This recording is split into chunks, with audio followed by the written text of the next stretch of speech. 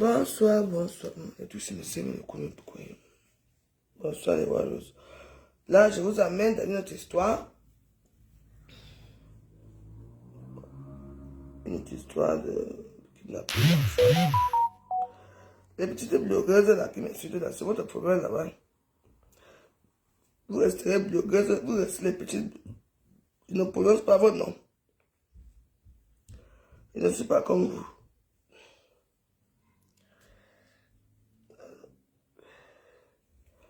Les petites blogueuses des réseaux sociaux. Celles qui veulent se faire un nom. Celles qui nomment d'autres femmes que légende. Vous avez quelle légende vous? Vous nommez une femme que légende. Et ben, la légende n'existe pas. Hein. La légende c'est comme un mythe. La légende de quoi? Regardez-vous. Regardez-les. Ta légende. Franchement. Donc je vous amène encore ce soir. Nous, on va, moi je parle des les petites blogueuses là qui font les, je ne prononce pas mon nom. Parce que, on dit que, quand quelqu'un te dépasse, porte son sac. Si vous croyez que vous, les petits niamangola là, ils vont prononcer vos noms, vous allez parler de moi, comme vous voulez. Je ne vous répondrai jamais. Vous avez besoin de parler des légendes. Comme la veuve, moi je suis une légende. Une vraie légende. Avant Facebook. Vous êtes de quelle légende? Les légendes de hier. Regarde-moi, c'est la Nchinda. La pauvre Nchinda de Marc Larose, là, tu es déjà là-bas. Marc Larose, tu es décevante. Tu crois qu'avec tes petits pourris savants là, c'est là qu'on va t'aimer. Tu vas laisser Nchinda à dire, Marc Larose. Nchinda. J'ai aimé ce qu'on a dit. Et puis quoi? Tu as fini avec la brasse. En tout cas, sache que je te méprise. Je te méprise, je te mépriserai toujours. Sans qu'on... Moi, je ne peux pas de Marc Larose. Les petits Nyamangola là. Je ne parle plus de vous. Je me sévère. Bon, ça peut tarder. Il y a 50 personnes. Merci beaucoup. On va écouter une histoire pour, qui fait mal au cœur. Comment on dit, les amis. L'amitié. Ça peut tarder. Écoutons cette histoire. Le 12 décembre 2019, lorsque Shane Carey rentre à la maison, il constate que sa compagne, Heidi Broussard, âgée de 33 ans, ainsi que leur petite fille Margot, de seulement 3 semaines, ont disparu. La disparition est immédiatement considérée comme suspecte. En effet, la voiture, équipée du siège auto, ainsi que le sac de Heidi et le sac à langer sont toujours là. Les mamans qui viennent d'avoir un bébé ne quittent pas la maison sans le sac à langer, surtout lorsque leur bébé est âgé de seulement quelques semaines. Jusqu'ici, cette affaire n'a malheureusement rien d'exceptionnel. Une histoire de disparition comme il y en a malheureusement beaucoup d'autres. Mais je suis sûre que celle-ci vous glacera le sang. Car le dicton « Méfiez-vous de vos ennemis et encore plus de vos amis » va prendre tout son sens dans cette affaire. Bonjour à tous, j'espère que vous allez bien. Je suis ravie de vous retrouver aujourd'hui pour une nouvelle histoire criminelle. Aujourd'hui, je vous parle d'une histoire très récente qui a eu lieu aux États-Unis. Mais avant de commencer, je vous invite à vous abonner si ce n'est pas déjà fait. N'oubliez pas d'activer la petite notification et vous pouvez également me rejoindre sur Instagram, le lien est en description. Donc, je vous invite à vous installer confortablement parce que l'histoire d'aujourd'hui commence maintenant.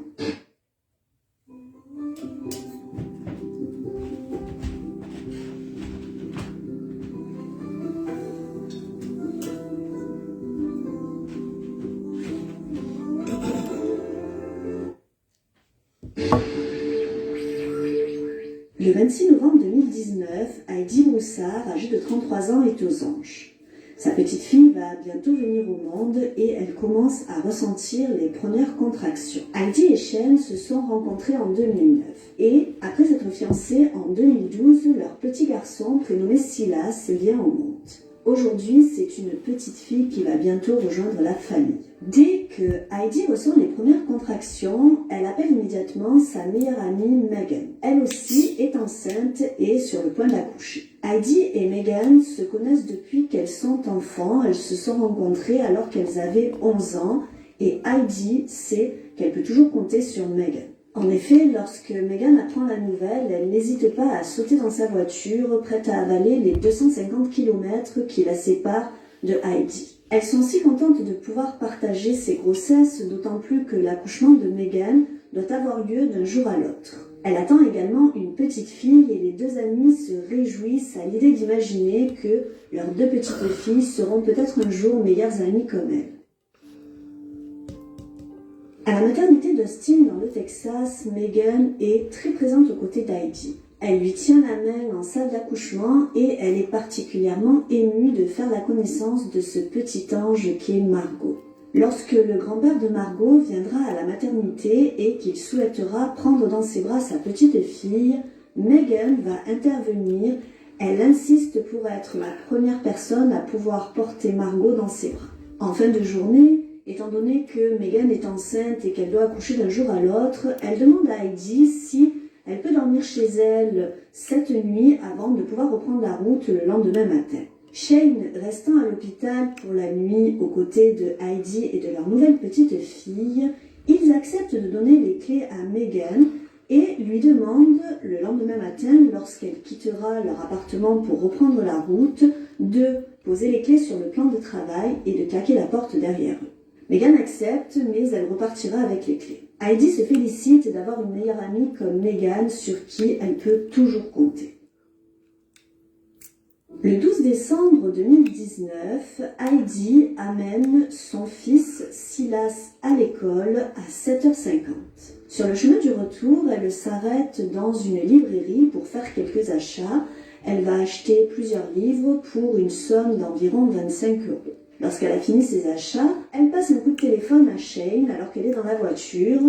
Elle lui dit que sur le chemin, elle a fait un petit saut à la librairie, qu'elle est très contente de ses achats et elle lui dit qu'elle rentre à la maison. Shane Carey finit le travail à 13h et il arrive à leur appartement sur les coups de 14h.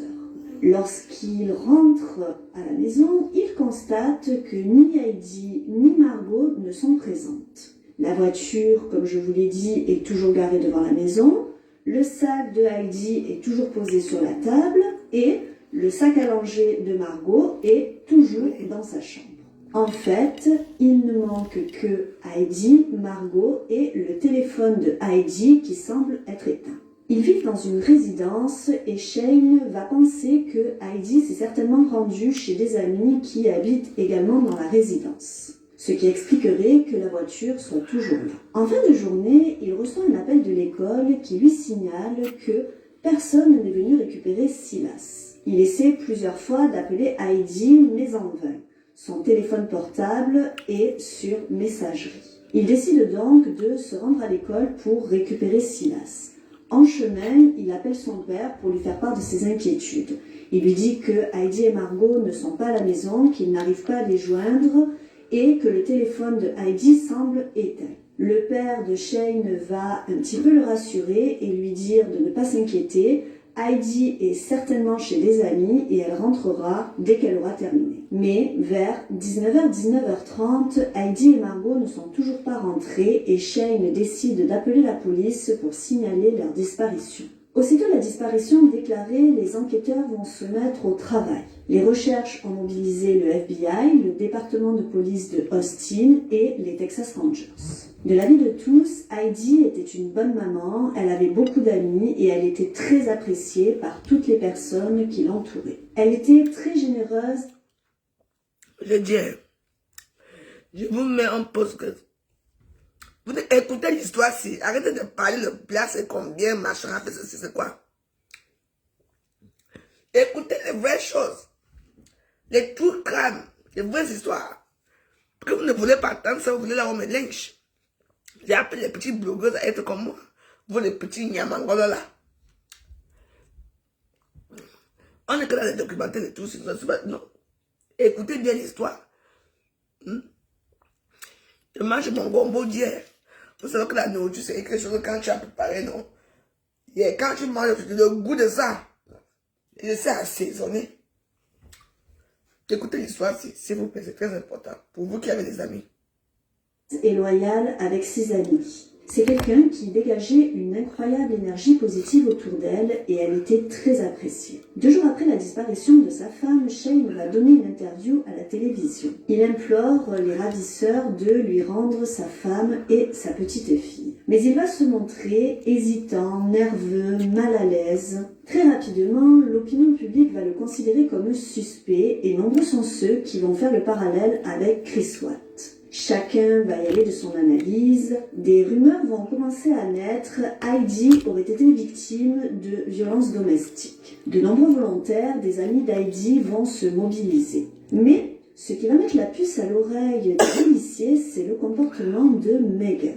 En effet, cette dernière est sur tous les fronts. Alors rien d'exceptionnel, me direz-vous, puisque c'est sa meilleure amie qui a disparu. Mais Megan est censée avoir accouché quelques jours auparavant. Les enquêteurs sont d'abord étonnés par sa forme, mais aussi par le temps passé lors des recherches. En effet, une mère qui vient d'accoucher a d'abord besoin de se remettre physiquement de son accouchement, puis les jours qui vont suivre, elle va préférer en principe les passer tranquillement avec son nouveau-né. Le 18 décembre, soit 6 jours après la disparition de Heidi et Margot, les policiers vont interroger une femme qui vit dans le même complexe d'appartements que Heidi et Shane. Cette femme va leur dire que le jour de la disparition, elle a vu sur le parking 2 femmes discuter et l'une d'elles portait un bébé dans les bras qui pourrait être Margot. Ils vont lui montrer une série de photos et la voisine va reconnaître l'une des 2 femmes comme étant Megan Fieranuska, la meilleure amie de Heidi. Un Texas Rangers va donc poser quelques questions à Megan. Il va lui demander où elle a accouché. Et là, Megan va lui dire qu'elle a accouché dans une maison de naissance. Alors, une maison de naissance, c'est un lieu où les mamans peuvent accoucher de façon plus naturelle qu'à l'hôpital. Elles sont simplement assistées par une sage-femme. Megan va être incapable de donner le nom de la maison dans laquelle elle a accouché et lorsque les policiers vont lui demander comment s'appelaient les personnes qui l'ont assistée lors de son accouchement, elle sera également incapable de donner les noms des personnes qui l'ont aidée pour son accouchement. Les policiers décident donc de placer Megan sur surveillance. Quelques jours après la disparition, ils suivent Christopher Green, le petit ami de Megan Fieranuska. Ce dernier se rend dans un magasin afin d'acheter du lait, des couches et de récupérer quelques vêtements pour bébé. En effet, Megan avait fait une liste de naissance sur Amazon et la plupart de leurs proches avaient participé. Donc, Christopher Green, ce jour-là, était allé récupérer aussi une partie de la liste de naissance. Sur le parking, les policiers l'interpellent et lui posent quelques questions. Il va dire que lors d'un déplacement professionnel, Megan a accouché d'une petite fille, Luna Mae. Il n'était donc pas présent au moment de la naissance.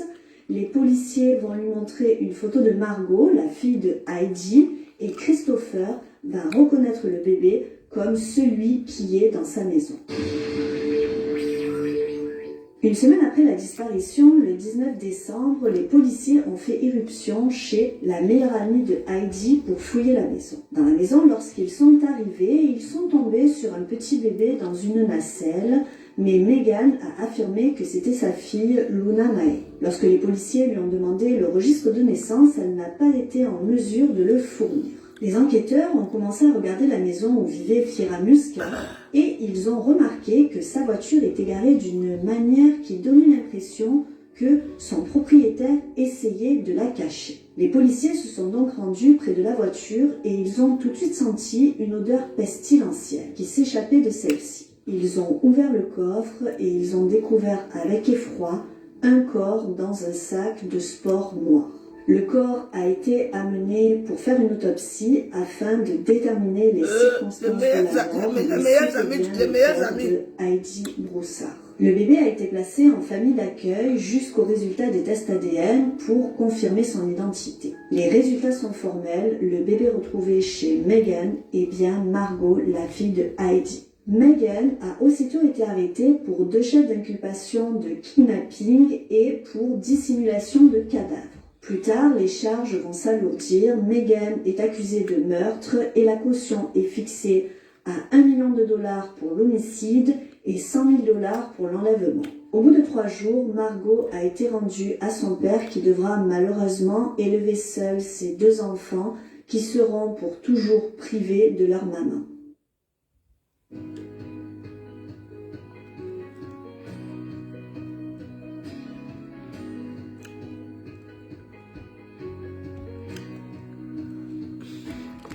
C'est ton problème, c'est que je mange.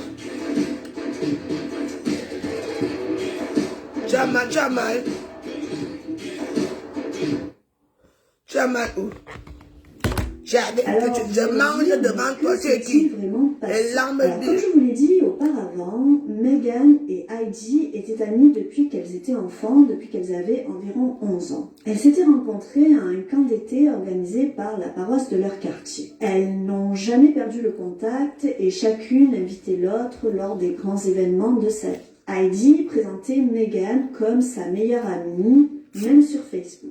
Depuis qu'elle avait appris que Heidi attendait un heureux événement, Meghan avait fait croire à tout son entourage qu'elle était également enceinte. La date de son accouchement était prévue la semaine suivante, celle de Heidi. Meghan vivait avec Christopher Green, un homme d'affaires de 33 ans, dans la maison de celui-ci à Jersey Village, juste à l'extérieur de Houston. Ils n'étaient plus ensemble depuis le mois de mars, mais ils partageaient encore le même toit, d'autant plus que Christopher Green pensait être le bébé de Meghan. Il dira par la suite ne jamais avoir vu le ventre arrondi de Meghan. Bon, après, ils n'étaient plus ensemble, donc ce n'est pas très étonnant qu'il ne l'ait pas vue durant tous ces mois. Il dira tout de même avoir eu l'occasion de toucher l'estomac de Meghan et il avait trouvé extrêmement dur, comme celui d'une femme enceinte. Meghan était organisatrice de mariage depuis janvier 2012 et elle était très appréciée dans son travail.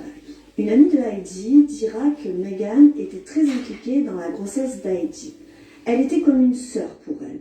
Elle ne la quittait pas, elle lui tenait la main, elle la réconfortait et elle dira même que ce jour-là, lors de son accouchement, si elle avait pu accoucher à sa place, elle l'aurait certainement fait. Le jour de la disparition, ce jeudi 12 décembre, après avoir déposé son fils Silas à l'école du quartier, Heidi est ravie de recevoir un coup de fil inattendu de sa meilleure amie. Sa meilleure amie va lui demander si elle est seule et elle va lui proposer de venir la récupérer pour faire quelques courses ensemble. Heidi est ravie et au moment où elle fixe sur le siège arrière de la Nissan grise de Meghan la nacelle où dort à point fermé Margot, âgée de seulement 16 jours, Heidi ne prête pas attention à la corde posée sur le sol.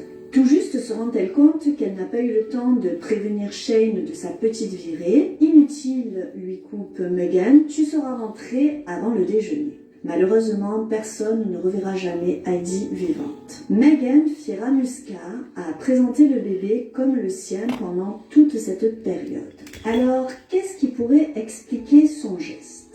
Les enquêteurs ont déclaré que Fieramusca avait fait une fausse couche quelques mois avant. Le motif du désir maternel peut se développer après une ou plusieurs grossesses infructueuses, mais il arrive également que des femmes en mal d'enfant fassent des grossesses nerveuses. Les femmes déclenchées par le désir compulsif d'avoir un bébé planifient méticuleusement des projets pour obtenir des nourrissons. Les efforts déployés par ces femmes vont de l'usurpation de l'identité du personnel médical au vol discret d'enfants, en passant par les liens d'amitié et la manipulation des femmes enceintes pour avoir accès à leur bébé. Parfois, les enlèvements sont violents et se terminent par le meurtre de mère. Dans de rares cas, des femmes ont ouvert le ventre de femmes enceintes pour voler leur fœtus dans le ventre. C'est un comportement erratique et anormal selon les experts psychiatres. Cela se produit généralement chez des personnes déprimées, anxieuses, atteintes de psychose ou de troubles de la personnalité ou dans un état délirant. Meghan Fieramusca a été examinée par des psychiatres qui ont considéré qu'elle était saine d'esprit.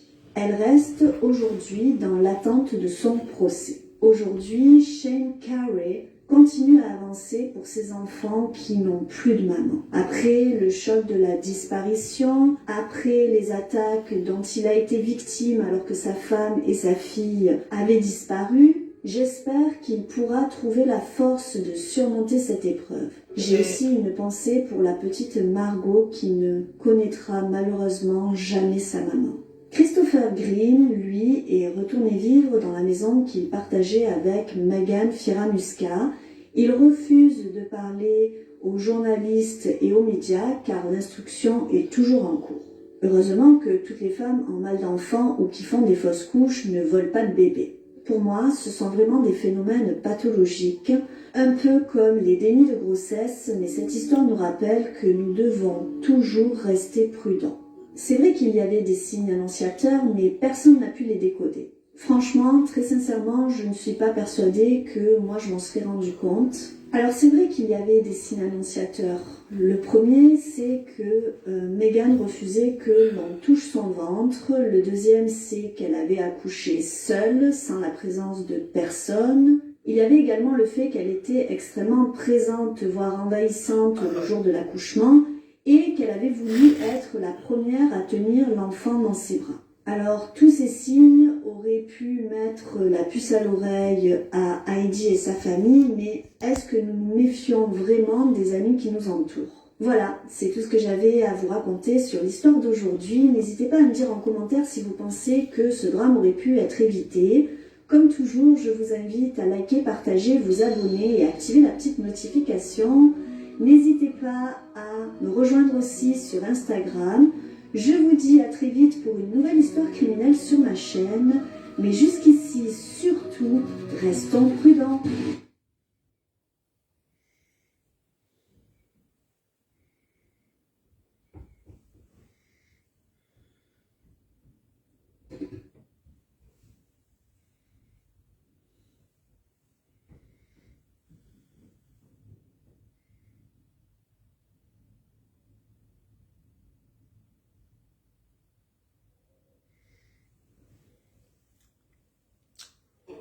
Aucun subterfuge, arrangement ou combinaison ne serait acceptable. En effet, les leçons du vote sont sans appel. La défaite du président de la République et de sa coalition est clairement confirmée. Le président doit s'incliner et admettre cette défaite sans tenter de la contourner de quelque façon que ce soit. Le Premier ministre doit s'en aller. En effet, il n'a jamais reçu la confiance de l'Assemblée nationale. Il vient de diriger la campagne perdue par son camp et il a reçu un vote de défiance populaire massif. Le président a le pouvoir. Le président a le devoir d'appeler le nouveau Front populaire à gouverner.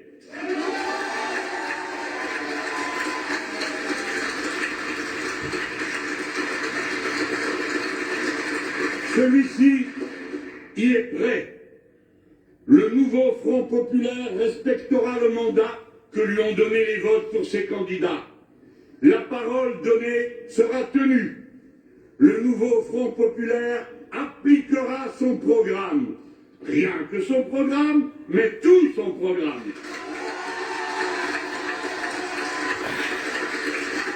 En effet, celui-ci forme un tout dont on ne peut dissocier ni les différentes parties, ni les recettes et les dépenses, ni le déroulement de l'entrée en vigueur des mesures qu'il contient. Dès cet été, les mesures prévues par ce programme peuvent être prises par décret sans vote. L'abrogation de la retraite à 64 ans, le blocage des prix, l'augmentation du SMIC, la convocation des conférences salariales par branche professionnelle, le plan de gestion de l'eau et le moratoire sur les grands travaux inutiles. Nous l'avons déjà dit la semaine passée et nous le confirmons au président de la République. Nous refusons d'entrer dans des négociations avec son parti pour faire des combinaisons. Surtout après avoir combattu sans relâche depuis 7 ans sa politique de maltraitance sociale et d'inaction écologique dont les votes du peuple français viennent de nous confirmer dans les bonnes raisons que nous avions de le faire. Surtout après que la voix des urnes l'ait si largement désavoué. Surtout le nouveau Front populaire, en dépit de tous les coups reçus, de toutes les diffamations, de toutes les insultes, ait conquis la place éminente que le peuple lui a donnée.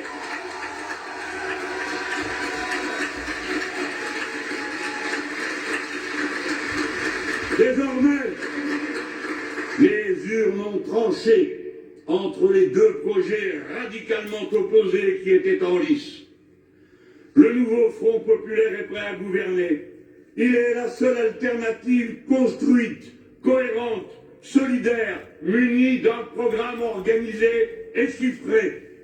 Ses composantes, la gauche unie, se sont montrées à la hauteur de la circonstance historique et à sa manière, elle a déjoué le piège tendu au pays. À sa manière, une fois de plus, elle a sauvé la République. Une fois de plus, elle peut commencer l'œuvre écologique et sociale dont notre peuple, notre époque, notre monde, notre Europe ont tant besoin. Écoutez, amis, camarades, femmes et hommes qui, dans le pays tout entier, attendaient dans l'émotion et l'angoisse cet instant qui a retourné tous les pronostics, grâce à la ferveur de votre engagement, à votre fidélité, à votre loyauté aux consignes qui étaient données. Écoutez le poète quand il chante la France, au grand soleil d'été qui courbe la Provence, des genêts de Bretagne aux bruyères d'Ardèche, quelque chose dans l'air dorénavant à cette transparence et ce goût du bonheur qui rend ma lèvre sèche, ma France.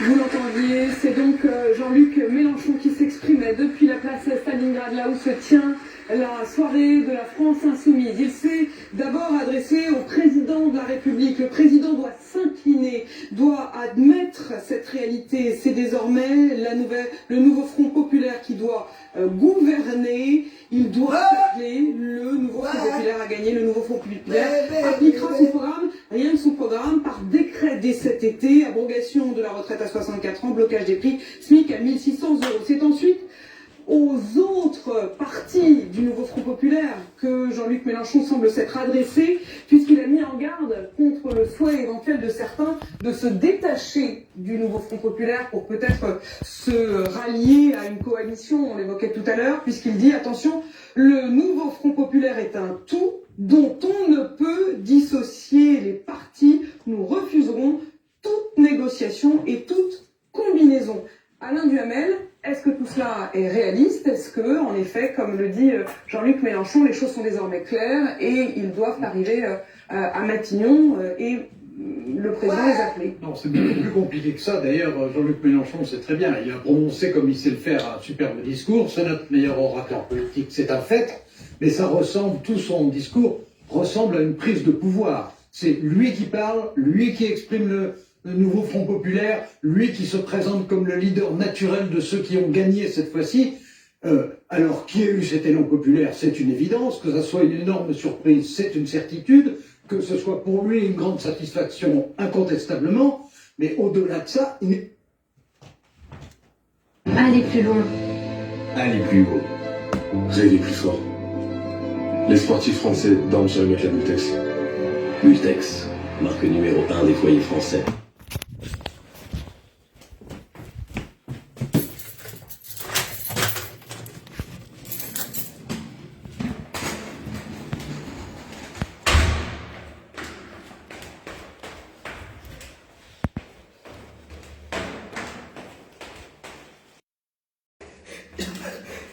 Je m'avais fêté.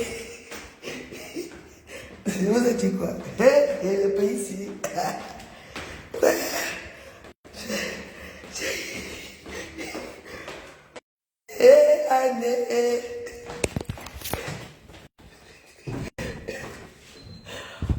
Babela.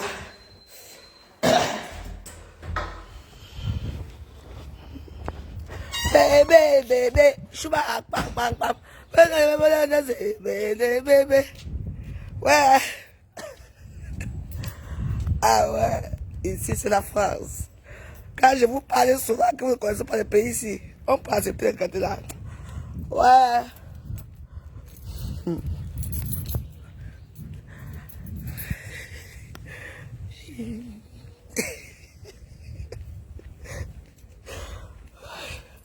De façon dit que non, c'est ça encore Macron qui est là. Mieux pas chez Mélenchon. Le pays ici. Bébé, je sais pas. C'est que tous les voitures que vous voyez ici, le feu allait être en fait le feu. Ah.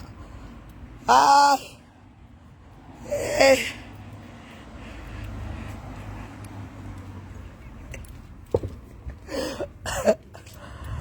Bébé, je sais pas.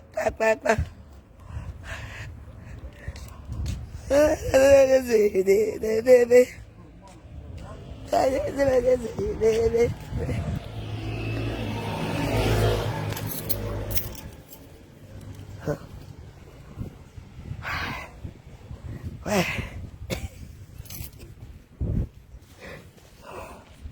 Parce que voilà, c'est moi j'ai un Matillon, hein. Je serai Premier ministre, je vais faire ceci. Il se voit déjà Premier ministre, quoi, le pays ici. La France aux Français. Bébé, tu vas. En tout cas, rien n'est dit, mais tout est dit.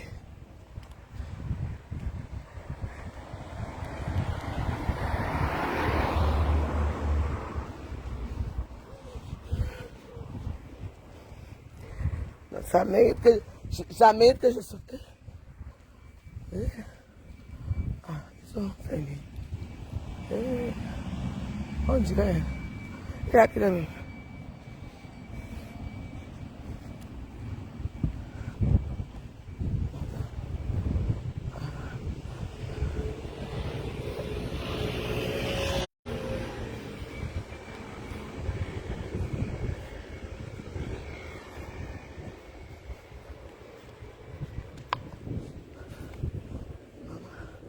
C'est calme, hein?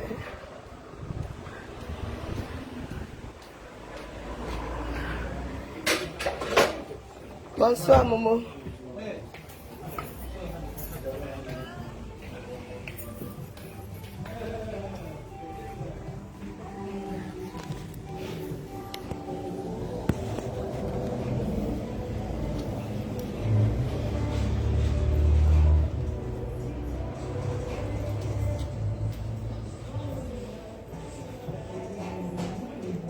Je ne suis pas pressé.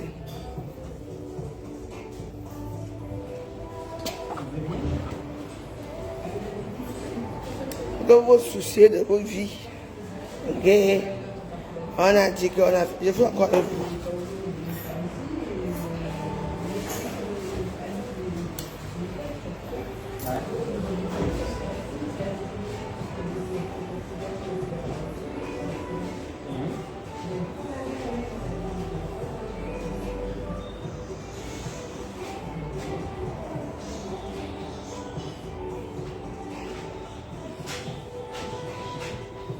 Bonsoir. Bonsoir. Ça marche tout le temps? Vous gagnez? Bonsoir. Je la reconnais, je change tous les jours, mais je peux la croiser, je ne sais pas. La fête de la musique, là, elle était toute galante avec des cheveux. Ah oui? Ah oui, elle était. Ah bah voilà, mais je suis pas, c'est tout. Ah oui, elle était super jolie, elle était. Merci. Elle était élégante.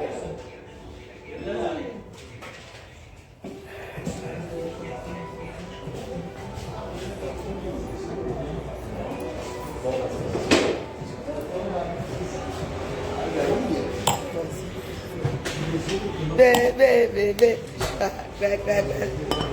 Ouais. Ça va? Au Front National. Jean-Luc Mélenchon. Santé. Marie, évidemment, il est triste. Non, ça va. Je suis là, Ah oui.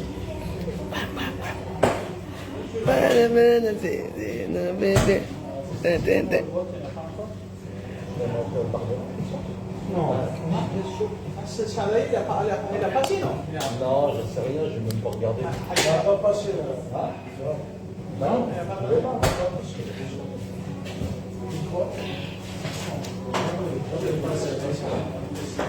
Mélenchon.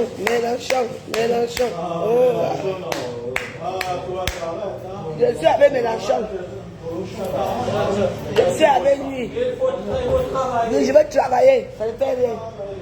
Mais tu vas pour le Front National. Ils vous aiment d'abord. Ils disent que le premier chef qui va rapatrier, c'est vous. Mélenchon, ils sont fâchés ici, pourquoi? Momo.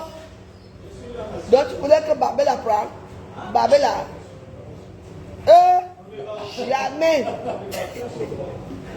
Babel en tout cas, c'est votre problème là-bas.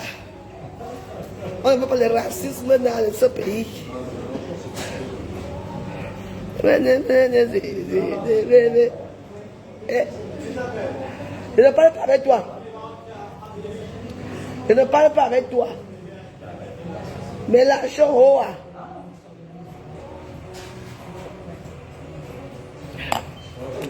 je vous ai dit quoi le matin?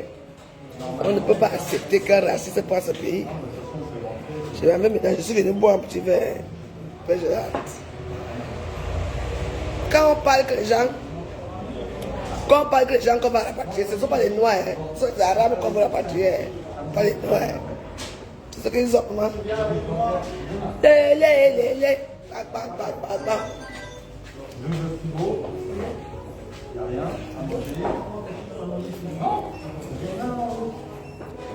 Je n'aime pas spécialement Mélenchon, mais bon. Comme on voit la droite, Macron, on donne une chance à Mélenchon, ça fait des années qu'il se bat quand même.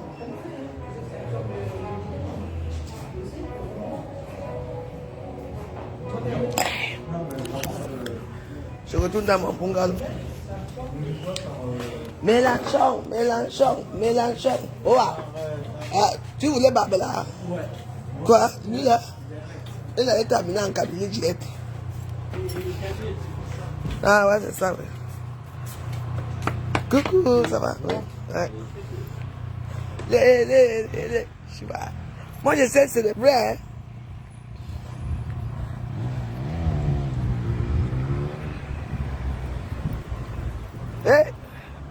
Je voulais tout le monde. Babela, je m'avais maintenant regardé l'histoire de Babela. Il va maintenant faire comment maintenant?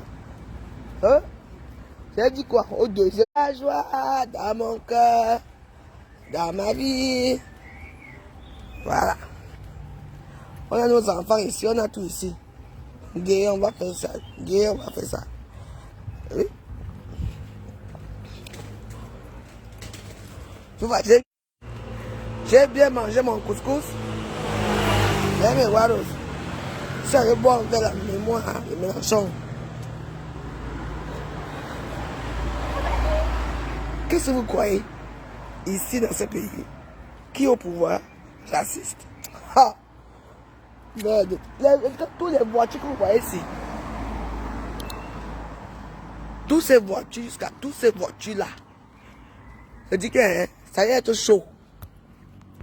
Ça va être chaud ici. Quoi? Ha! Dans ce pays, vous connaissez pas la France. On a dit que bon, on a marre de Macron. On a deviné oui. On met les deux là, Babela. Et celui qui est français, Mélenchon avec un nom français. Hein? On a dit que bêta, hein? On va là-bas chez Mélenchon. Ben oui. Je vais suivre mon ami Babela. Je serai premier ministre. Je vais faire ceci. En tant que premier ministre. Lui se voit déjà à Matignon, hein? Il se voit déjà à Matignon. En tout cas, je n'ai même pas bien regardé ce qui s'est passé. Je vais venir m'asseoir pour... Je vais venir décortiquer tout ça là maintenant. Voilà les choses qu'il faut parler. On a dit qu'on a fait que je suis encore avec vous. Personne ne me dit comment insulter quelque part, je ne réponds même pas aux gens là. Les petits blogueurs là, il y a une leçon de vie à tenir. Je ne suis pas comme vous. Vous allez vous asseoir pour m'insulter, c'est pour votre problème. Je ne vous réponds pas. On ne répond pas aux asticots. Je vois que je me rabaisse pour répondre. Eh bien, dis donc. Il faut réfléchir. Hein. J'ai été en campagne depuis ce matin. Les résultats installés.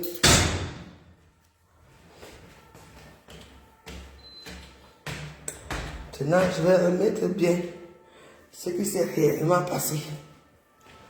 Maman, je veux voir Barbara maintenant. Aïe, aïe, aïe, aïe. Barbara, j'allais mourir. Un petit garçon de 28 ans arrogant. Il était des gens de lui galeuses.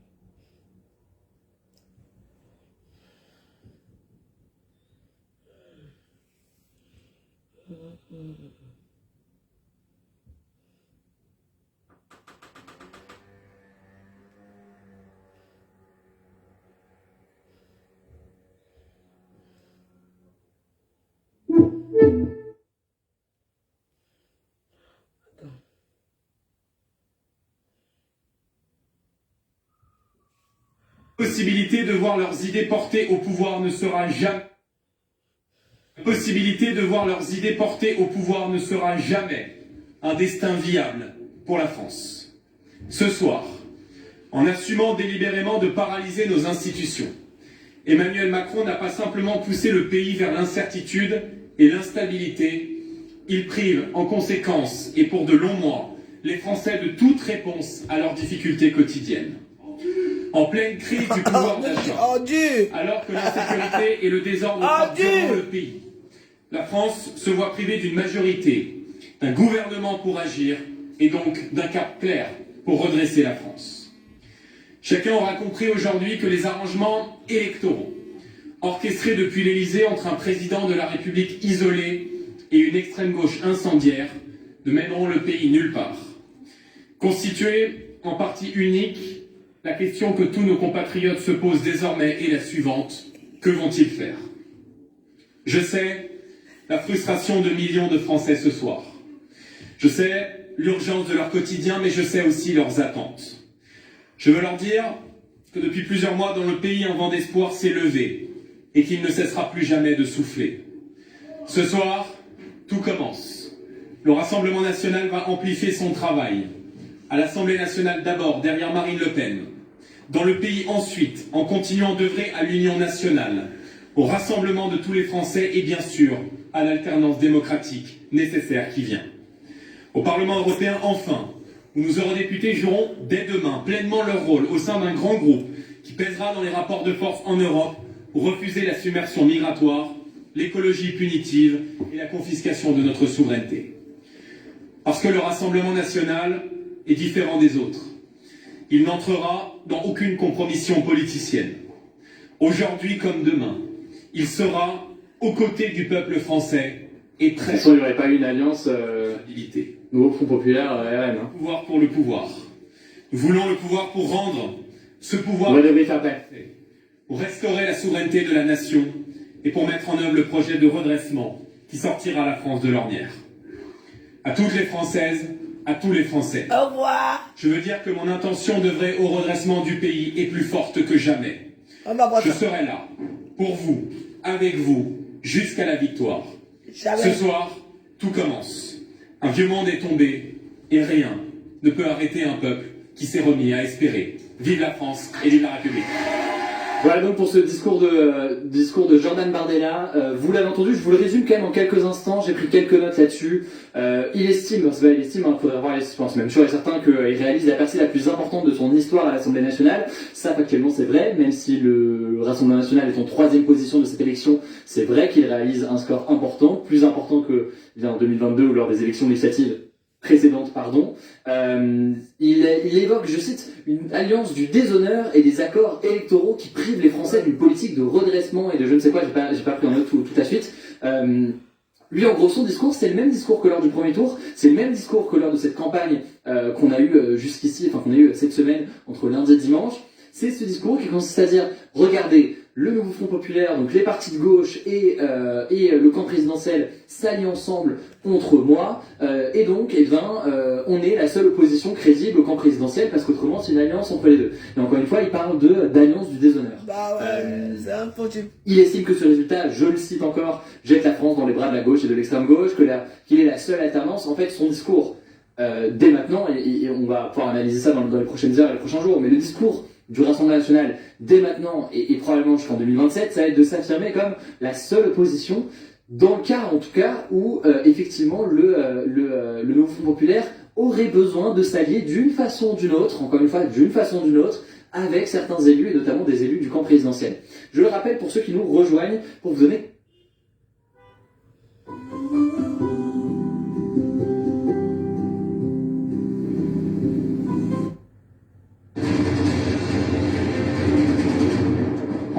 Courage.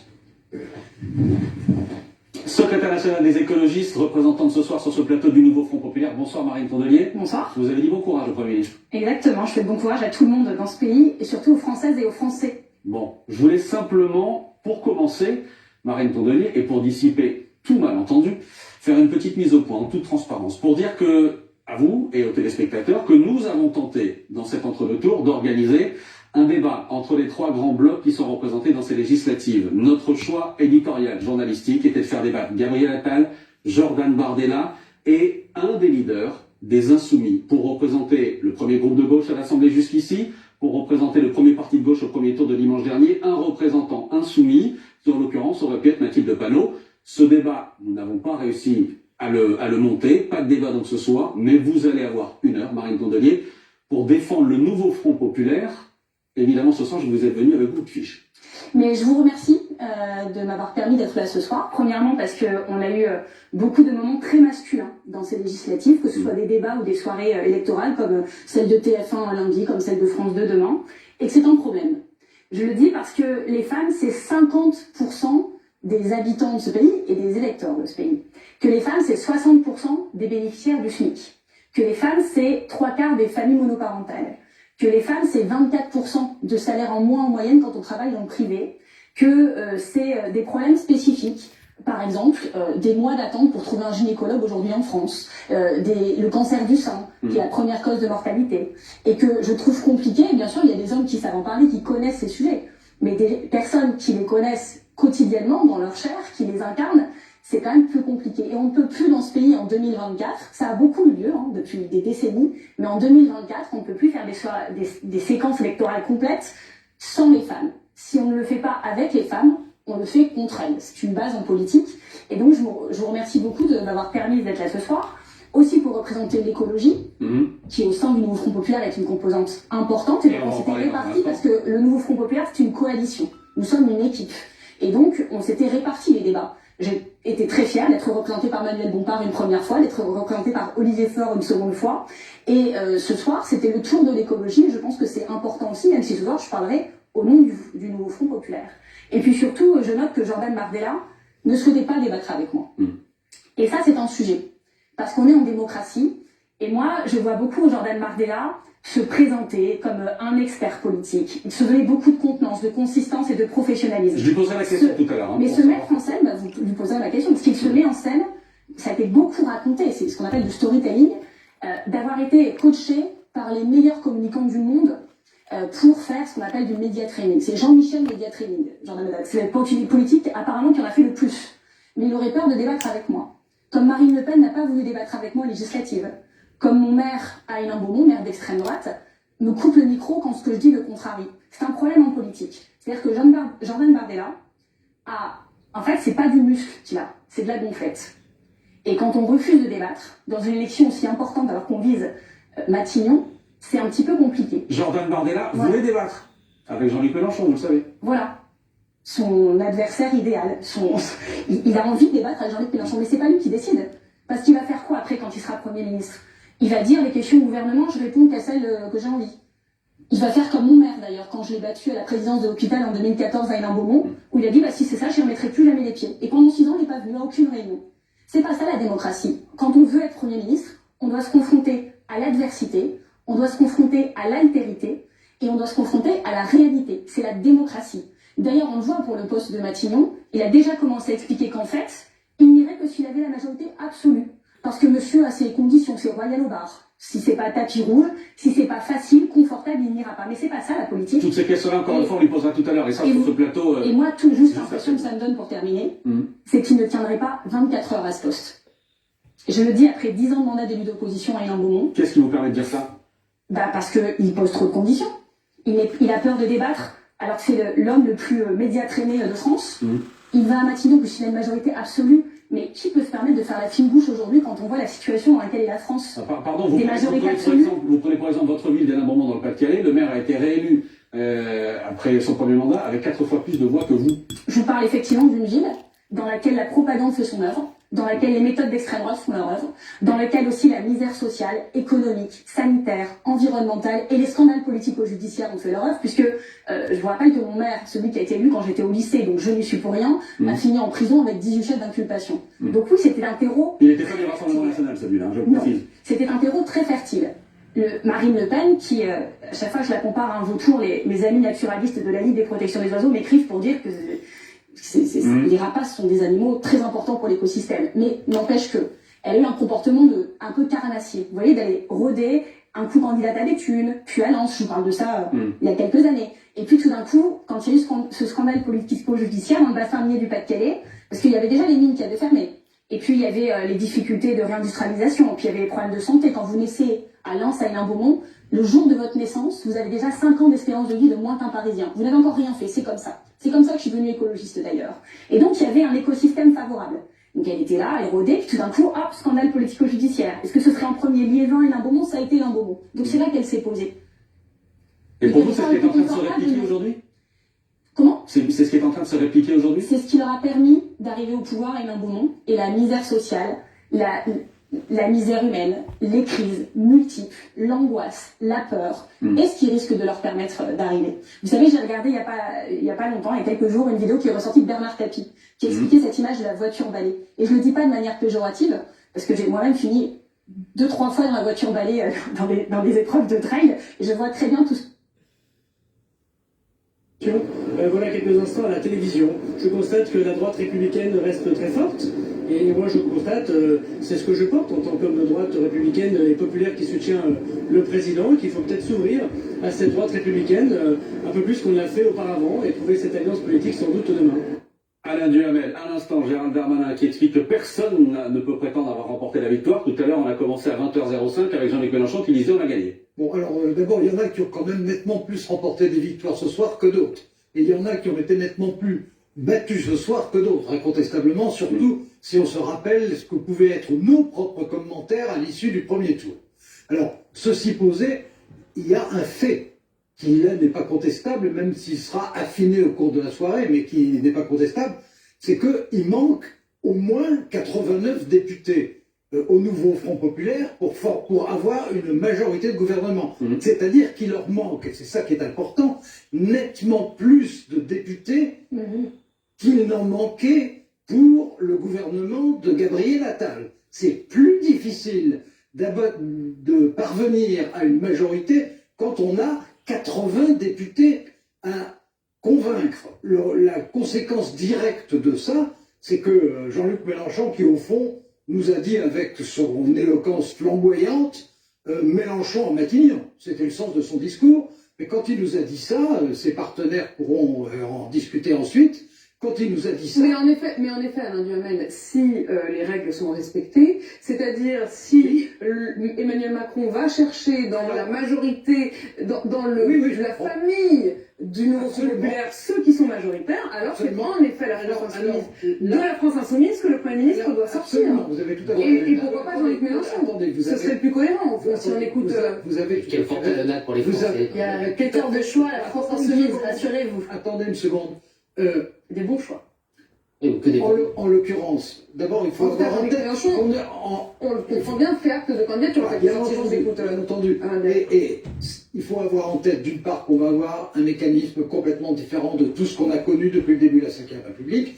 Deuxièmement, que dans cette affaire du choix du Premier ministre, de la formation d'une majorité et des rapports avec ceux qu'ils essaieraient d'attirer pour avoir une majorité réelle, il n'y a pas de règles, il n'y a que des traditions. Alors la tradition, c'est effectivement que le président de la République s'adresse au parti le plus important, et quand il s'agit d'une coalition, au parti le plus important à l'intérieur de la coalition.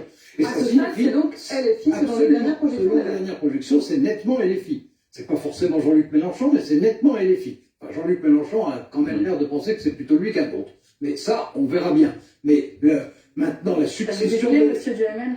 Pas du tout. Ok, très bien. Mais ça va dépendre. Je vous pose la question parce que j'ai été assez frappée, Madame Belloubet. Je n'ai pas tout à fait terminé. Et Marianne Maréchal n'a pas encore pris la parole, elle le fera déjà terminer. J'allais terminer. Ça signifie en réalité qu'il va falloir que Gabriel Attal présente sa démission, ça c'est une certitude, que le président de la République s'adresse au groupe le plus important à l'intérieur du nouveau Front populaire, que le nouveau Front populaire décide en son sein et peut-être collectivement, ça vous allez nous dire, qui serait leur meilleur candidat, que donc à ce moment-là un gouvernement de gauche du nouveau Front populaire et seulement du nouveau Front populaire soit formé, et que là ils commencent à se dire et peuvent-ils alors comment avoir une majorité. Parce que j'entendais tout à l'heure la liste de tout ce qui pouvait être fait. Par décret, disait-il. Donc au fond, il n'y a pas besoin de majorité. Non, il y a des choses qui peuvent être faites par décret. Mais tout ne peut pas être fait par décret. Et notamment, le plus important ne peut pas être fait par décret. Alain, je prends les choses dans l'ordre. Vous dites ce soir que le plus logique, ce serait qu'Emmanuel Macron prenne son téléphone et décroche et appelle quelqu'un de CLFI, éventuellement Jean-Luc Mélenchon, pour gouverner. C'est ce que vous nous dites ce soir. Évidemment. Bon, voilà, ça c'est clair. Deuxième chose dans l'ordre, c'était pour souligner ce que vous disiez. Non, mais la seule chose, c'est qu'il n'est absolument pas obligé de le faire ce soir. Vous imaginez Emmanuel Macron faire ça dans les heures qui viennent? D'une part, le délai est tout à fait libre, et d'autre part, il s'agit d'un pouvoir propre du président de la République. Donc il peut choisir, évidemment, la personne qui lui semble la plus apte à réunir une majorité. La décision de dissoudre l'Assemblée nationale, ouvrant ainsi une crise politique et laissant penser que l'hypothèse de l'extrême droite au pouvoir pouvait être à ce moment-là confirmée, j'ai décidé de me présenter pour les élections législatives ici en Corrèze, là où j'ai toujours tiré ma légitimité.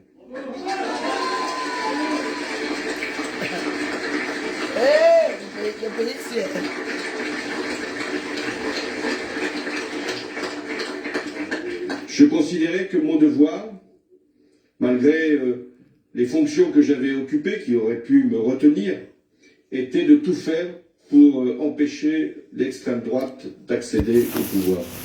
Mais aussi de permettre, par l'union qui s'était réalisée à gauche, d'ouvrir un chemin d'espoir. Car il n'y a pas de démocratie simplement dans l'empêchement. La démocratie, c'est de pouvoir offrir un choix, d'ouvrir une perspective à ceux qui doutent encore de la question même de leur vote. Et pourtant, là, dans cette circonscription, et d'ailleurs au-delà, la victoire a été au rendez-vous, puisque plus de 43% des électrices et des électeurs, et je les en remercie, ont voté pour me permettre d'être député de la Corrèze.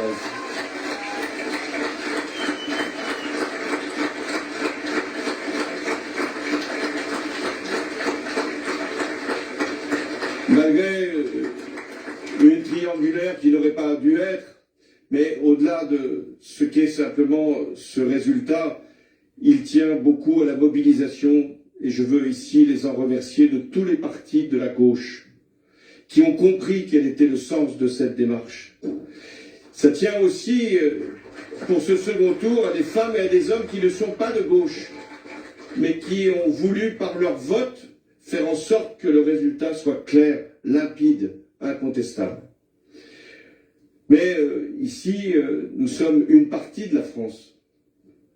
Nous avons aujourd'hui un résultat qui nous donne à la fois une satisfaction, mais aussi une responsabilité. La satisfaction, c'est d'avoir justement permis d'écarter l'extrême droite et de faire en sorte que grâce à des désistements, à un barrage et aussi à une mobilisation exceptionnelle des Français avec un taux de participation historique, nous puissions mettre l'extrême droite non pas de côté, mais la mettre très minoritaire dans l'Assemblée nationale. Le second résultat, et je ne voudrais pas qu'il soit occulté, c'est la défaite de la majorité sortante, qui perdra sans doute des dizaines de sièges, malgré les désistements que la gauche lui a offerts pour permettre justement d'écarter l'extrême droite. Et puis enfin, il y a la poussée, la force que représente le nouveau Front populaire, la gauche rassemblée, et qui aujourd'hui aura sans doute le groupe ou les groupes les plus importants de l'Assemblée nationale. Mais ce serait trop simple de s'arrêter là. Je viens de faire une campagne et beaucoup l'ont accompagné, et partout en France, où j'ai vu les difficultés des Françaises et des Français. J'ai vu des pouvoirs d'achat entamés depuis des mois et des mois. J'ai vu des femmes retraitées qui n'en pouvaient plus. J'ai vu de nombreuses familles qui ne pouvaient plus accéder aux soins. J'ai vu aussi des personnes qui souffrent de leur vie quotidienne, de conditions de transport, d'habitat, qui sont rendues de plus en plus difficiles. Si nous oublions ce message, alors nous ne sommes pas au rendez-vous. Parce que ce serait trop facile simplement d'en se tenir aux chiffres, même s'ils peuvent ici nous donner une satisfaction. Il y a une responsabilité. Et c'est pourquoi le nouveau Front populaire doit prendre conscience de ce qu'il a à faire aujourd'hui. Il est le plus fort à l'Assemblée nationale.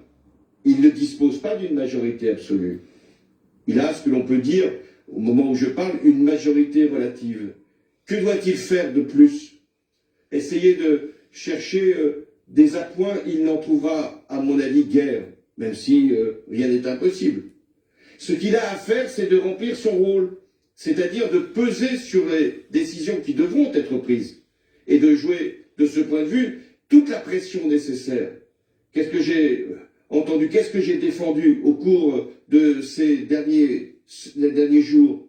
Le fait qu'il devait y avoir un blocage des prix, et notamment le prix du gaz qui a augmenté de 11% il y a encore quelques heures, qu'il devait y avoir une indexation des salaires sur les prix, qu'il devait y avoir une augmentation du SMIC, qu'il devait y avoir une réforme de la régulation des soins, qu'il devait y avoir une remise en cause de la réforme des retraites. C'est de tout cela qu'il faut aujourd'hui faire que l'Assemblée s'empare.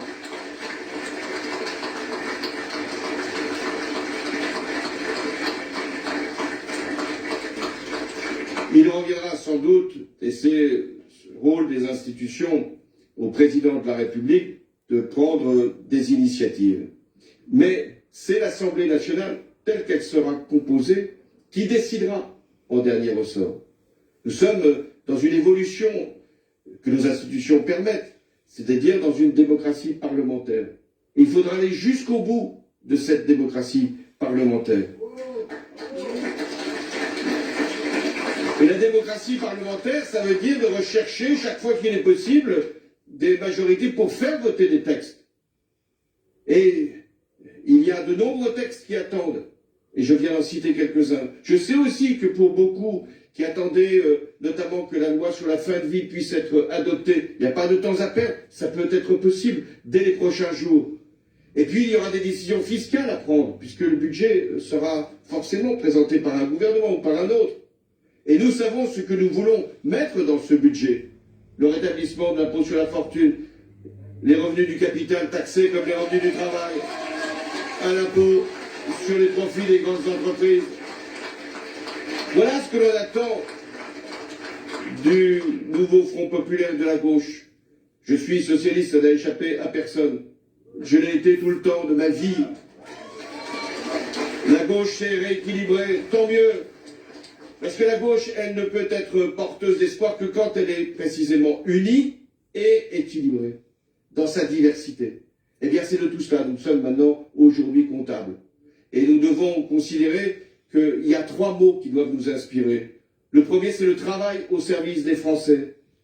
Nous n'avons pas de temps à perdre. Combien durera cette assemblée? Je n'en sais rien. 1 an, 2 ans et demi jusqu'à la présidentielle. Nul ne peut aujourd'hui fixer le terme. Donc travailler pour être utile aux Françaises et aux Français. Deuxièmement, l'apaisement. L'apaisement, il est souhaité par beaucoup. Ça a été violent, cette campagne électorale. Et ici, certains militants s'en souviennent. Ça a été dur, ça a été âpre. Et donc nous devons absolument, nous, la gauche, porter l'apaisement. Et enfin, nous devons être les artisans, les ardents défenseurs de la démocratie dans la justice sociale. Et de ce point de vue, plus que jamais, la gauche, elle doit être au service de la République. Merci. François Hollande en direct de Tulle en Corrèze. Mario Maréchal, on reviendra dans un instant évidemment sur ce qu'a dit l'ancien président qui est réélu donc en Corrèze, qui est élu pardon en Corrèze. Mario Maréchal, tout à l'heure tu viens de lui parler de déni de démocratie ce soir. Écoutez, moi je sais pas qui peut se féliciter des résultats ce soir, ni à gauche, ni à droite, ni au centre d'ailleurs, parce que le drame ce soir c'est que la France est ingouvernable, je ne sais pas pour combien de temps, alors même que notre pays est aujourd'hui extrêmement mal en point à tous les niveaux, que cette assemblée n'est pas représentative de ce que pensent véritablement les Français, puisque aujourd'hui nous avons une assemblée, nous aurons peut-être demain d'ailleurs un gouvernement qui tirera vers la gauche, les macronistes ne s'en sont pas cachés les soirs du premier tour, sur leur souhait de vouloir se rapprocher évidemment du bloc d'extrême gauche pour pouvoir constituer un gouvernement.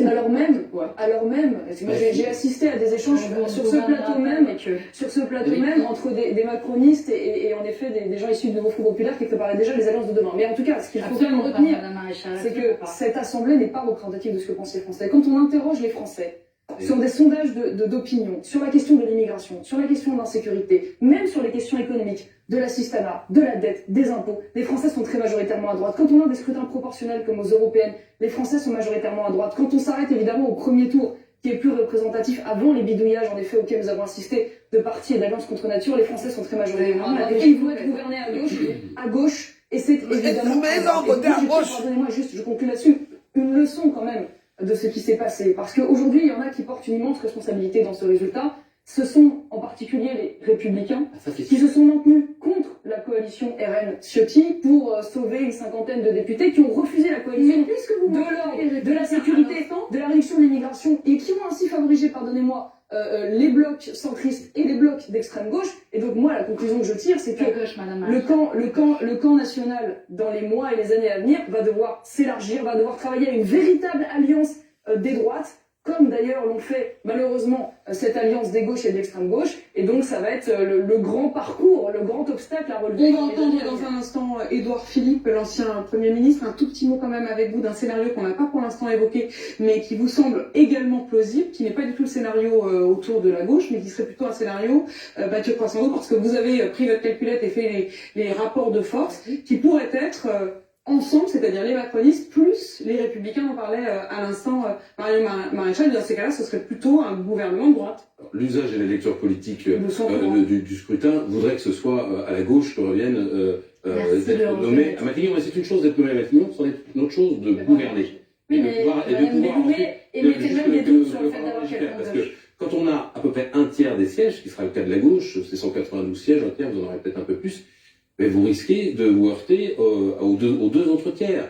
Et je regardais les chiffres d'ensemble, plus LR, risque de faire plus que le total du nouveau Front. Est-ce que ça veut dire qu'il pourrait y avoir un gouvernement qui sorte d'une sorte de coalition macroniste plus Plus ça laisse. Ça va être très compliqué à gouverner. Ça montre sans doute que chacun prenne son temps. Jean-Luc Mélenchon a tout de suite planté le drapeau pour dire c'est notre victoire et à nous tout de suite. Vous voyez, François Hollande a parlé quand même avec beaucoup plus de circonspection et Emmanuel Macron va attendre d'avoir une lecture, comme il dit, des rapports de force précis à l'Assemblée nationale. C'est exactement ce que l'on nous dit pour ceux qui suivent l'Élysée à BFM TV, c'est qu'Emmanuel Macron explique ce soir, son entourage en tout cas, explique qu'il faut pour l'instant rester très prudent et qu'on ne sait pas, au vu des résultats de ce soir, en tout cas dans les conditions telles qu'on les a pour l'instant, on ne sait pas qui pour gouverner demain. Les résultats pour l'instant ne répondent pas à la question qui pour gouverner, c'est ce que dit l'Élysée. Et vous pouvez compter sur nous bien sûr pour vous donner au fur et à mesure un horizon beaucoup plus précis des différents écarts de voix. On parle en fourchettes, ces fourchettes se resserrent et on pourra donc voir plus précisément les différents blocs. À 20h59, on peut tout de suite écouter également les déclarations d'Édouard Philippe. Édouard Philippe, l'ancien Premier ministre, qui s'exprimait depuis Le Havre et qui est également président d'Horizon Formation au sein même du bloc macroniste. Oh, quel choc, il a changé, hein. Mes chers compatriotes, les Français ont aujourd'hui, comme la semaine dernière, voté massivement. Les résultats que nous découvrons laissent apparaître une assemblée dépourvue de majorité claire. Le Rassemblement national constitue certes le parti le plus puissant et a obtenu plus de 11 millions de voix la semaine dernière, je ne l'oublie pas. Mais il y a encore dans notre pays une majorité écrasante de Français qui ne veulent pas donner le pouvoir au Rassemblement national, et je m'en réjouis. Le nouveau Front populaire, alliance électorale hétéroclite, ne dispose pas non plus, à lui seul, d'une majorité lui permettant de gouverner, quoi qu'en dise M. Mélenchon. Enfin, l'ancienne majorité présidentielle, si elle résiste mieux que cela n'avait été annoncé, voit le nombre de ses députés diminuer et ne peut gouverner seule, ce qui doit l'inciter à une grande humilité. La vérité est qu'aucun des blocs politiques de l'Assemblée ne dispose d'une majorité suffisante à lui seul pour gouverner.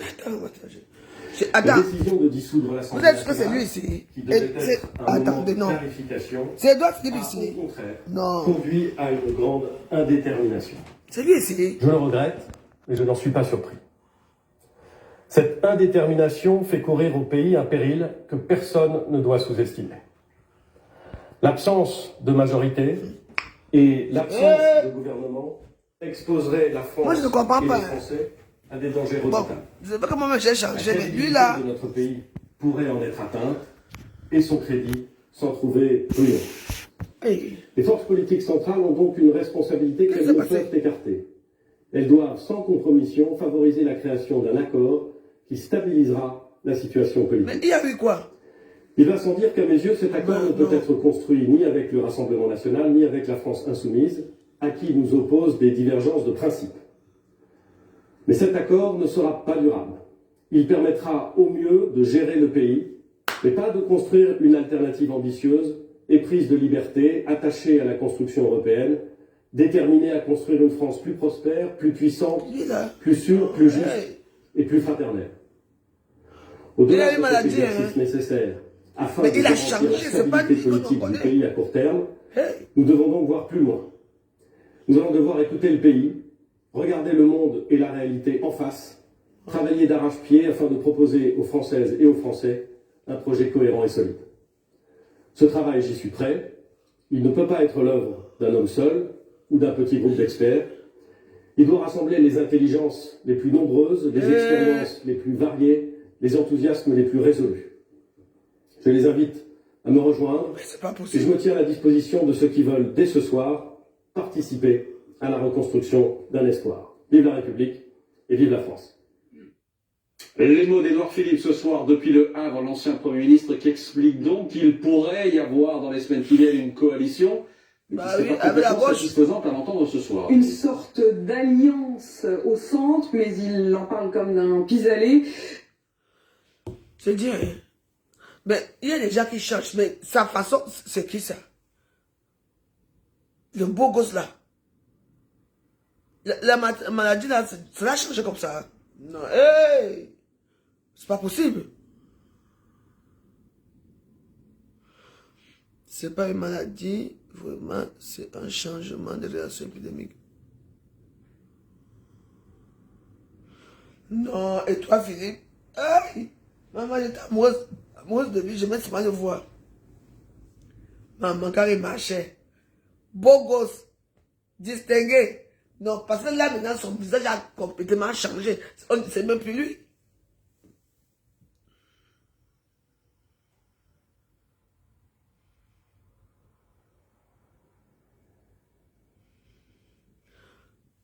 Quand même, il y a mal, vous êtes toujours comme ça, ouais, on parle quelque chose.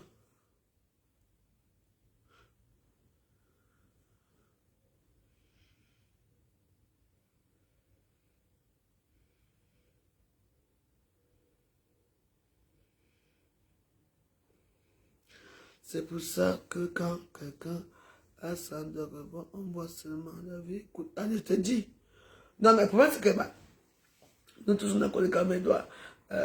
Comment c'est quoi Jean-Philippe, c'est toi, Jean-Philippe.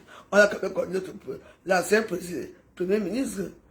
Maman, la taille de ça, le beau goût de ça, les cheveux noirs. Parce que là, il a changé, même le visage a changé. Yeah. Il ne sait pas Voldemort. Bah oui, dans Harry Potter. C'est pas possible. J'ai besoin de changement, mais lui là, hein, pour lui, non, non, non, mais ce n'est pas. Notre Edouard Philippe, le beau gosse là qu'on devait regarder là. Non. Hey! Non.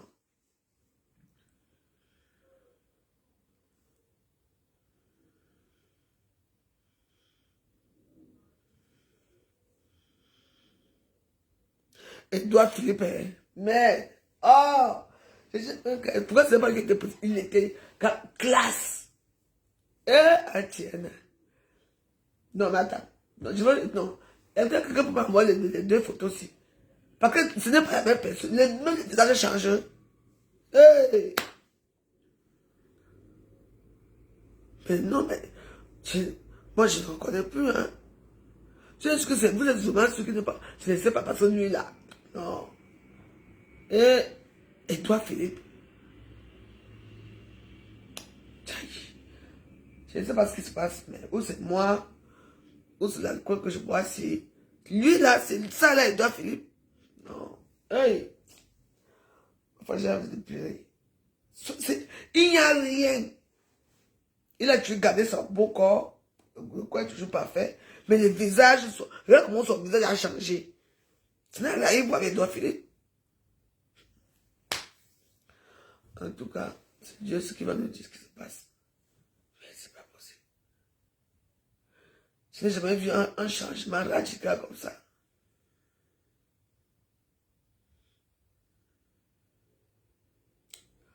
Voilà.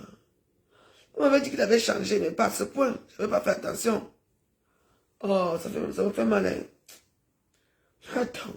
Et toi, Philippe, lui là, moi ça me choque, hein. Sans vous mentir. Hey! Moi, même s'il a changé, hein, on voit quand même qu'il y a des petits clés quand même que c'est là-bas. Et les vitiligo. Ah ouais? Les vitiligo, c'est quoi? Les vitiligo, ce sont les gens qui ont les peaux en zèbre là, non, c'est ça? Mais ils ne changent pas quand même le visage comme ça, attention.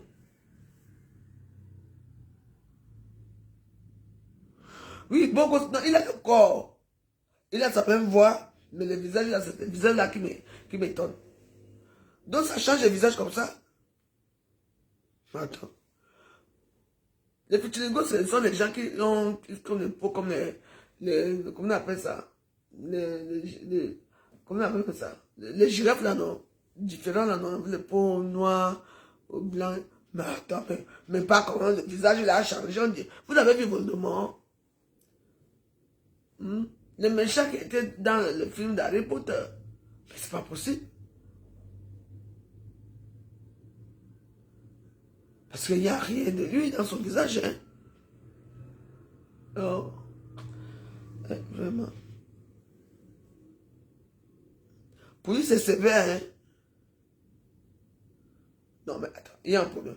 Pour moi, hein, moi, je suis Thomas. Il y a un problème. Comment quelqu'un peut changer le visage? Le bel homme là, il était beau. Le visage à l'homme magnifique avec ses cheveux. Oh, le corps de ça. Je regardais ce matin. Maman. Attends, qu'est-ce qui se passe? Il a les cheveux blancs. Il a même presque la calvitie. Depuis qu'il a quitté au pouvoir, non? Non, mais son visage a rien changé, hein? Oh là là, moi je peux pas. Je sais pas quoi dire. Quoi? C'est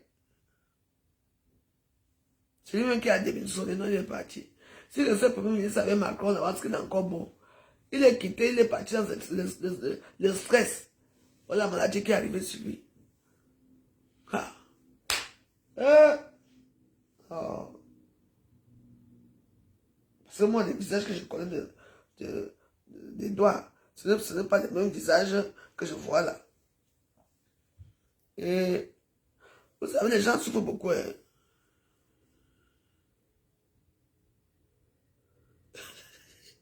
On a lancé l'émission. Non mais ça m'a fait mal parce qu'on l'a quand même connu. Elle c'est quoi? La coalition, elle a dit non.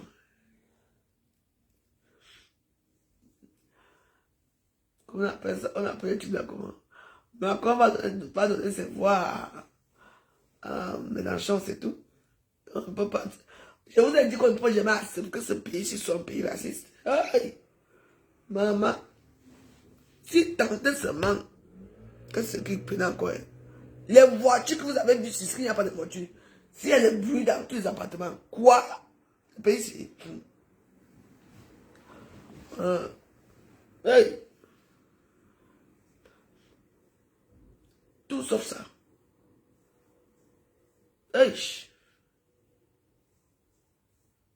On sait très bien que Macron ne peut pas donner ses voix à Marine.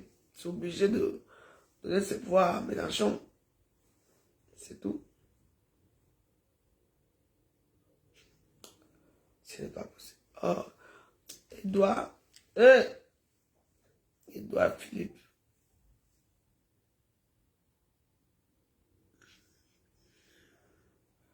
Edouard Philippe. Oh, ça m'a fait mal de le voir comme ça.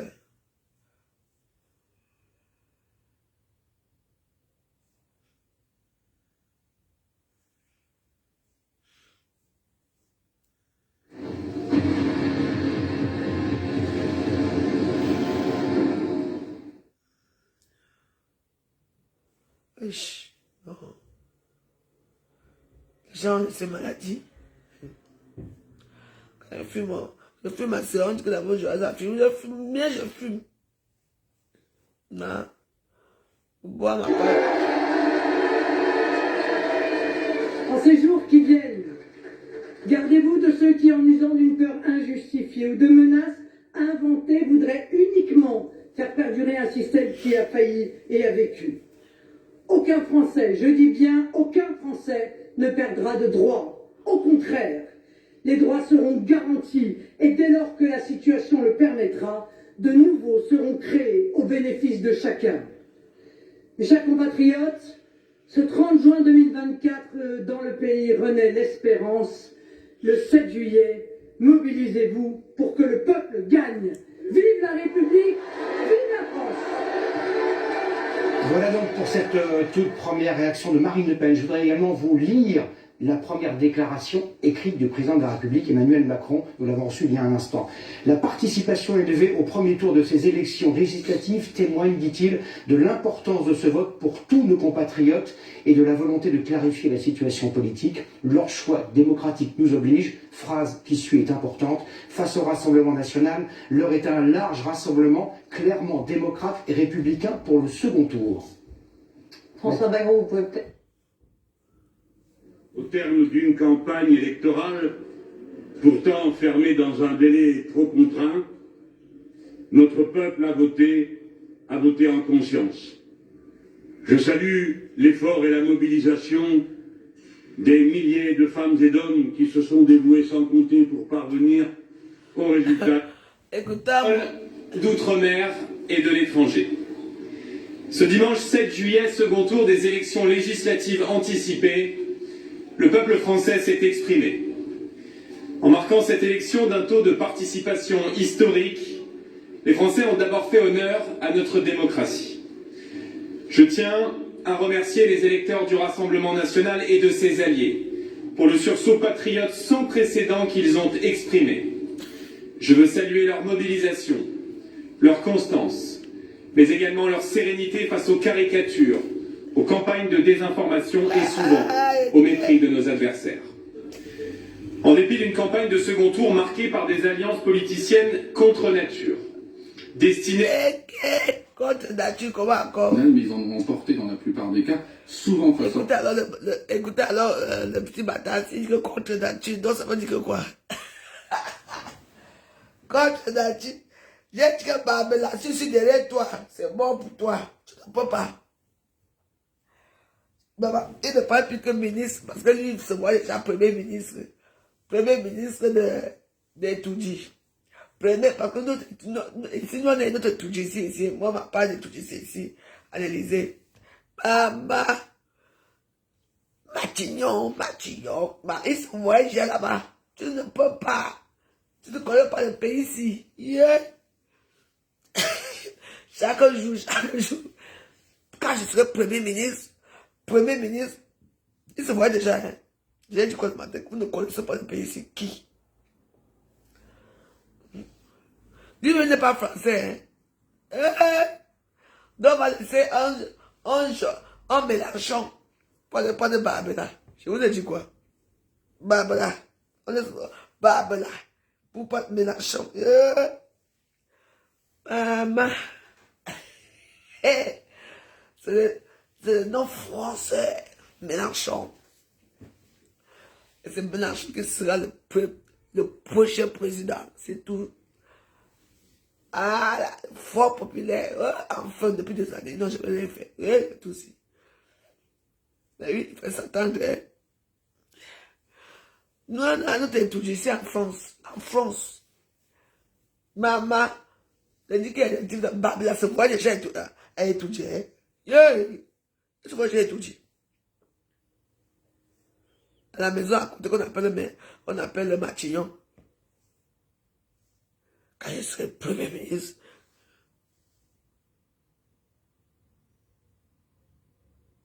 je dis Matignon, ma tête, j'ai dit quoi ce matin? Que tu mens. Hein? Lui, il est immigré. Est-ce qu'il y a le prénom Jordan en France? Il y a le Babela en France? Yeah. Donc on va laisser un Mélenchon seulement pour prendre le Babela. Les Français vont dire que ne vont pas chez notre frère. C'est comme ça. Maman, chaque matin, chaque jour, Matignon, chaque jour, premier ministre, quand je serai premier ministre, quand je serai... Hey! Ma soeur, mon frère. Là maintenant, ça va être chaud pour eux. Les Français ne peuvent pas accepter ça. Ils ont oublié qu'il y a la plupart des Noirs qui sont Français. Hein. Ils ont oublié. Hein. Il y a nos enfants qui sont Français, qui votent. Hein. Donc l'enfant va accepter que sa mère rentre au pays. Il faut me dire.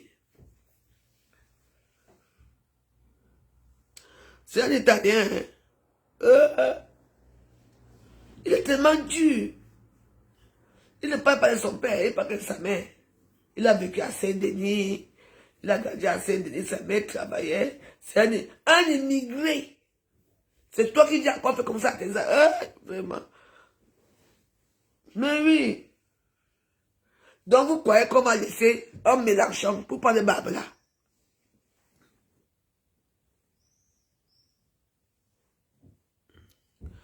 Maman, derrière notre bec, il sort de l'Italie. Maman. Vous croyez que Macron va faire quoi? Macron va donner quoi? Il va donner à Mélenchon. Je vous ai dit quoi? Qu'il ne passera pas le deuxième tour. Je vais dire que le type, si ce voyage demain matin à Matignon. Matignon, quand je serai premier ministre, Matignon, il se voyait déjà. Vous connaissez ce pays-ci, le pays de la franc-maçonnerie, vous parlez de quoi? Maman. Depuis ici. Ah. Mais. Avec les incidents diplomatiques et tout ça. Les gens font souvent comme si, hein, tu parles comme ça. J'aime qui? Mais je suis noir, mes enfants sont blancs, mes enfants sont métis. Vous voyez que mes enfants vont voter pour qu'on les chasse ici. Hein? Ah. Non, mais lui était maman. Oh, wow. J'ai fait campagne, j'ai dit que...